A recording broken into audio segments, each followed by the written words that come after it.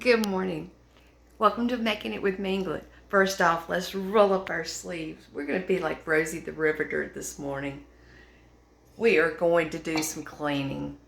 Now, I'm going to turn the camera around because there's a few supplies that you're going to need. First off, what I call step one. You need some Dawn detergent. Step two is baking soda, and I do keep my baking soda in a repurposed container. This once had grated Parmesan cheese in it, just because it makes it easy to sprinkle and I don't have to fight the box.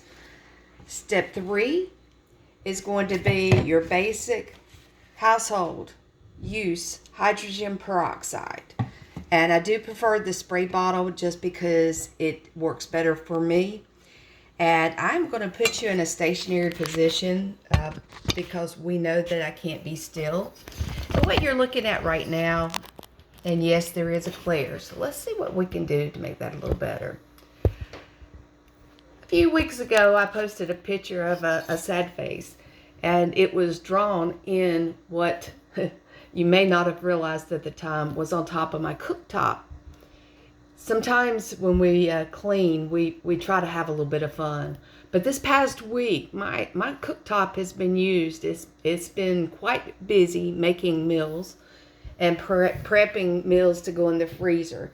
So what we're going to do first is we are going to take the Dawn detergent, and it may work with other detergents as well, but we're going to just have fun.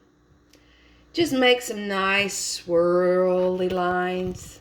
There you go. You got it. Just swirl it on there. It's almost, if you look at it from the top, let's see if we can show it to you. If you look at it from the top, you know, it kind of has the look of some neurographic art. Who said cleaning had to be dull? Really? It doesn't. We just need to find efficient ways to do things, because sometimes we don't feel like cleaning, but that doesn't mean that we don't need to be taking care of what we use on a daily basis, or we don't need our family to help us.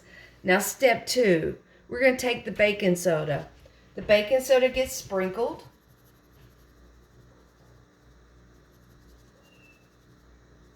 And I do expect that you're going to be hearing some background noises today.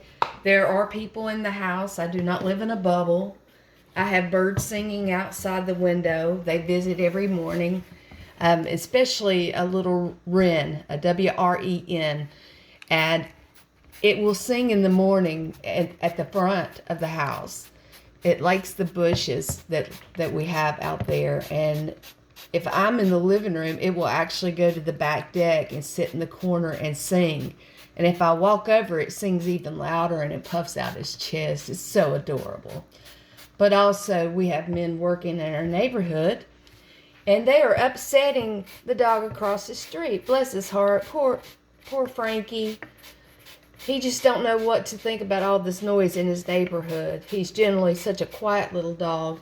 Well, he's not little. He's cute. He is a perfect family dog. All right, what I'm doing now is I'm spraying the hydrogen peroxide. And I was able to find this particular one at Walgreens, but I just buy the large quantities and do a refill. And the same thing with my Dawn. I do not buy the small containers. I buy the bigger containers because economically per ounce they come out to be a better price. So there you have it. This is what we do. We have all of our solutions on here. Now what happens next is the magic.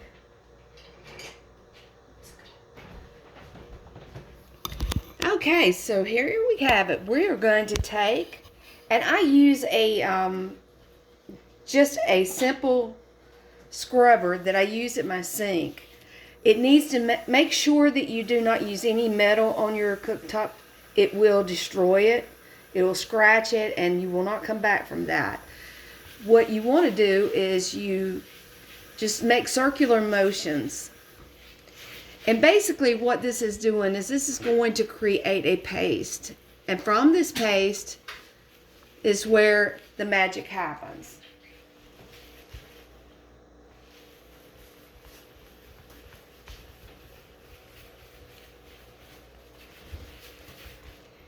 Now keep working that until you've got it all the way around. And if you have problem areas where maybe something has bubbled over, you want to make sure that you work it a little bit extra. And you see, I'm not putting a lot of effort into this. It's not necessary. One thing I will caution you about, I'm going to put this down. On my cooktop, I have a ridge here, and it is nothing but a crumb catcher. You know, unfortunately, it's not exactly an ideal design, but I do not put it all the way up against this because where this is stainless steel down here, if you get these mild ingredients down in there, it's not going to kill it, but you just don't want to mess up your stainless steel, okay? So there you have it. Now, as this dries, sometimes magical things happen in our house. Once it gets dried, and we will leave it for several hours, you know, sometimes people write notes in it. The last note was a sad face. Unfortunately, you know, you never know what your note's going to be, but, you know, there's several artistic individuals in this house, and, you know, this right now we're looking like the Van Gogh Starry Night, right? And this is what it's going to look like for a couple of hours. We're going to let it dry, and when it dries and it's more of a solid than a liquid, then the work is almost done. So I'm going to leave you with this, and I will come back with a short, and I will show you how it looks when it is completed. I thank you for coming along with Minglet today. I hope this little short video will help you, you know, manage your cooktop a little bit better and make your cleaning a little happier. Have a great day.